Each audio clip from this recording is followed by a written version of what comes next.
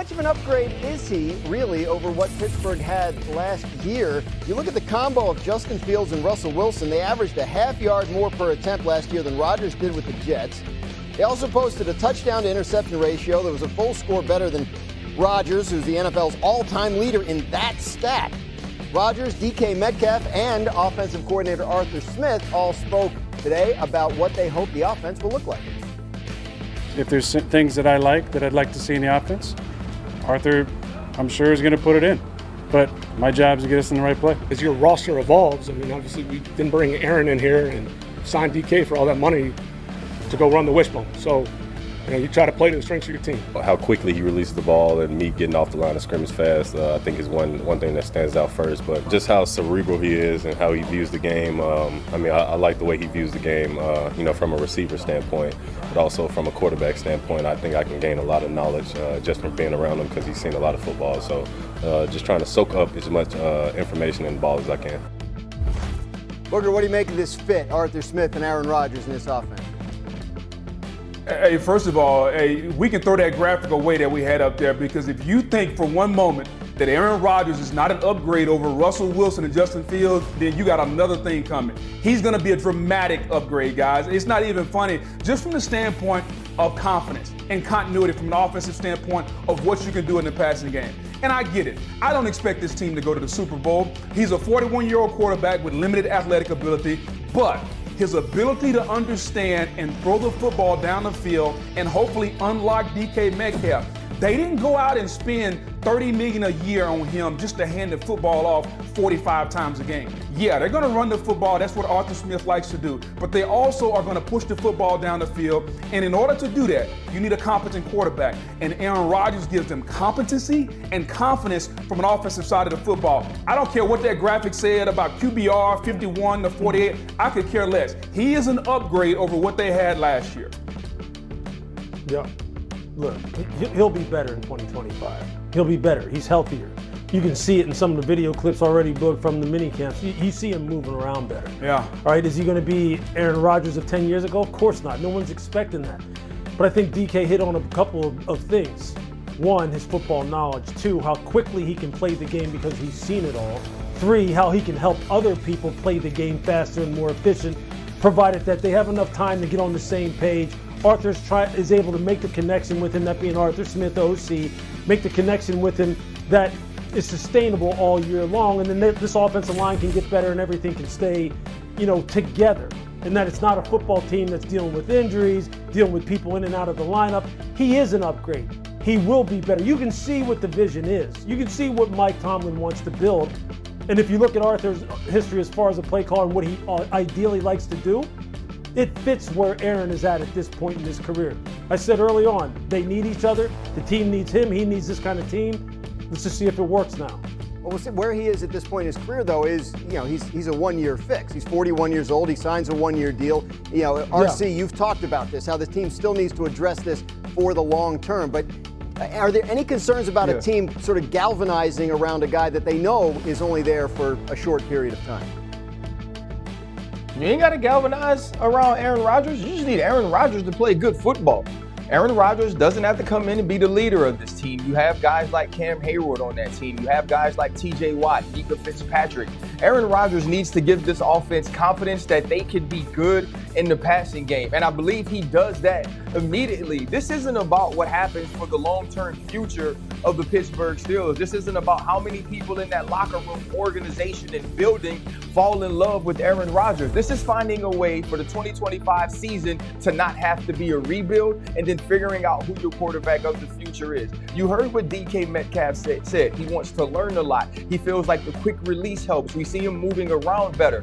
They want to make sure that they can go out and win 10 football games. Make sure that they can compete to be in the playoffs. Maybe make it to week 2 and then address the future at another point. Aaron Rodgers does not have to be the dude that has to give the pregame speech every game. What he needs to do is be the dude that keeps this offense moving, and I believe he can do that. Jets and Steelers will meet in week 1. It'll be the first season opener in the history of the NFL between starting quarterbacks who started for the opposite teams the year before. So is it an Aaron Rodgers revenge game? Is it a Justin Fields revenge game? Fields spoke to the media today in Florham Park. Here's some of what he had to say. It's been good for sure.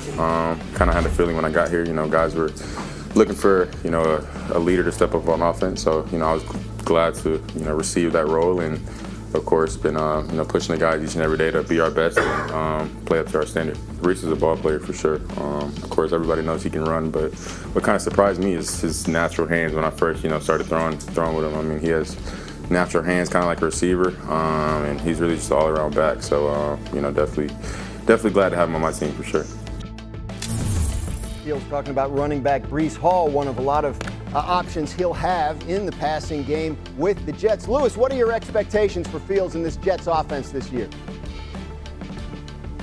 They got to own the line of scrimmage, Dan. I mean, that's what this offense has got to be. Look, when you have an offensive line that's got 3 former first-round picks on it, okay? And then a number 2 pick at center, a second-round pick, and Joe Tippmann at center. And they got Fashanu, and they got Armand Membu, Elijah Vera Tucker, John Simpson. I mean, they got studs up front. This football team has got to be better than like 31st in run block win rate, 31st in rush yards per game, like 24th in average yards per carry, before first contact. Especially when you got Breece Hall, Braylon Allen, and now you've got Justin Fields. That has got to be their identity. This has got to be one of the best rushing teams in the NFL. This has got to be a team that kind of mirrors sort of how Baltimore tries to attack you. We can gash you with Derek, we can gash you with Lamar, and then we can throw the football down the field, and that's on Justin and Garrett Wilson and the rest of the crew. But they have to make huge strides. Otherwise, I mean, all those first-round picks on the offensive line, those big physical backs that they got in the backfield, what the hell did you draft them for? Obviously, you made some huge mistakes if you can't do that and make tremendous strides and be a top-half rushing team this year. And if they don't, they're going nowhere.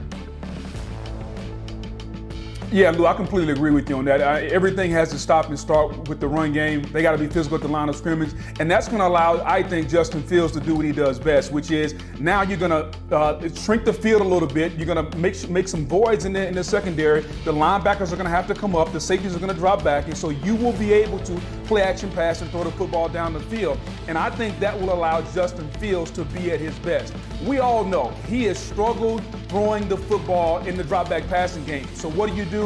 You're going to lean on the play action passing game and allow him to see the field clear. You're going to create more voids, but everything has got to stop and start, RC, with the run game. And if they can't do that, then it's really not going to matter what the quarterback can do from the pocket in his position. 100%. And, you bring over Tanner Inkstrand from Detroit, and he was in a place where the run game, where you had Jahmyr Gibbs and you had David Montgomery. Now you move over to Hall and Allen, and there's a different element when you have a Justin Fields. And we saw that in Chicago, we saw that in Pittsburgh, being able to add his legs to the run game, the threat of the quarterback run. But I think the word that scares you most about the Jets is potential. Justin Fields has the potential to be. Breece Hall has the potential to be. They need to see these guys play to the top of their potential, and they have to see it early. If you're looking at who you want the Jets to be offensively, we know that they have Garrett Wilson. I believe Mason Taylor comes right in and makes an impact at the tight end position. But this is going to start with physicality in the run game and move to the play action game, which we saw taking deep shots early last year from the Pittsburgh Steelers. Justin Fields was extremely accurate and sometimes effective. He has to increase that this year if this team is to make any moves or any ascension when we're talking about the way that they play on the offensive side of the ball. And they do throw it, of course. RC, you mentioned the number 1 receiver is Garrett Wilson, who was Justin Fields' teammate at Ohio State. Lewis, how big a deal do you think that is, reuniting the quarterback and the wide receiver that played together in college? Dan, it's huge. It's everything. Look, I can just tell you firsthand, having talked to this team in the offseason, obviously, that this was a major point of emphasis, was how can they get Garrett Wilson to feel good about being a New York Jet and how they can get him back to his potential, because obviously things didn't end well in New York last year as far as his chemistry with Aaron Rodgers.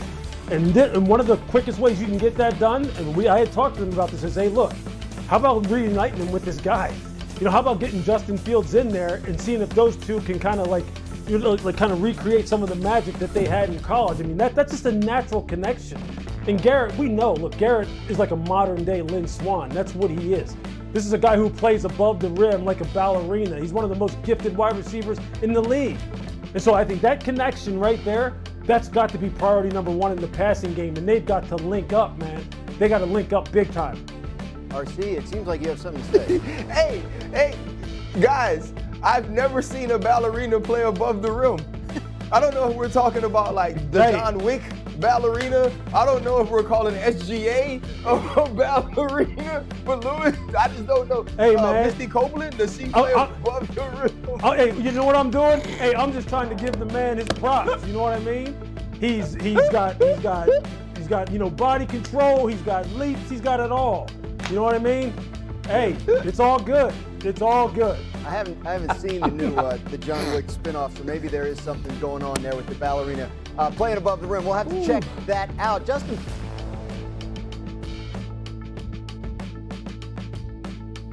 Đấy, móc mũi tiếp theo này.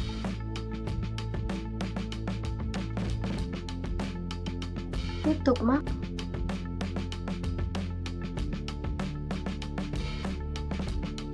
Móc lần lượt xuống là được nhé.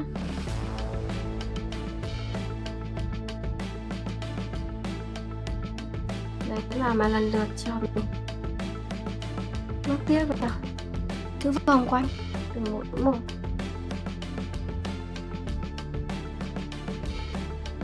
Đây, mũi tiếp theo.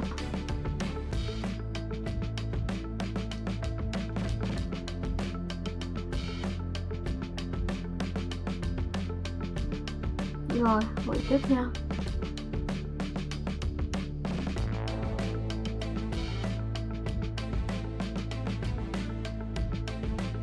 Rồi, mũi nữa này.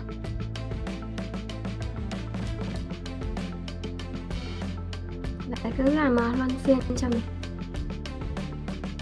Tiếp tục móc vào nữa nhé.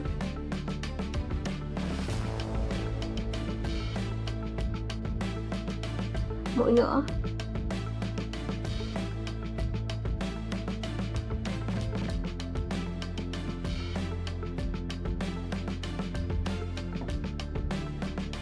Đấy, móc nối vào đây là được. Tiếp nha mọi người.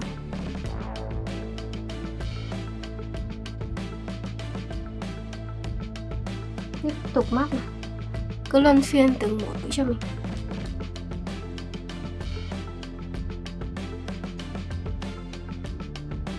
Tiếp tục móc.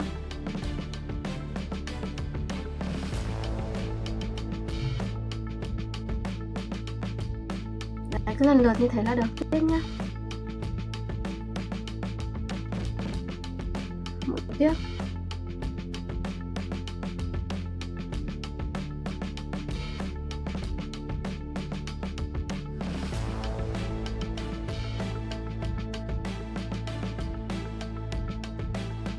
Mũi tiếp theo.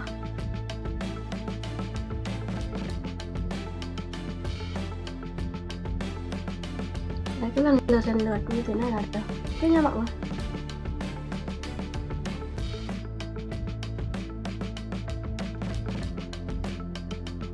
Tiếp tục móc. Móc luân phiên từng mũi ra được. Một mũi nữa này.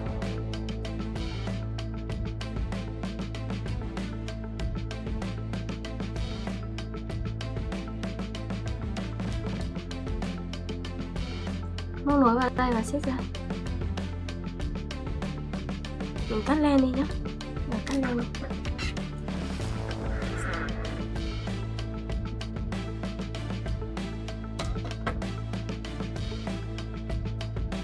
Đây mình cắt luôn phần len này.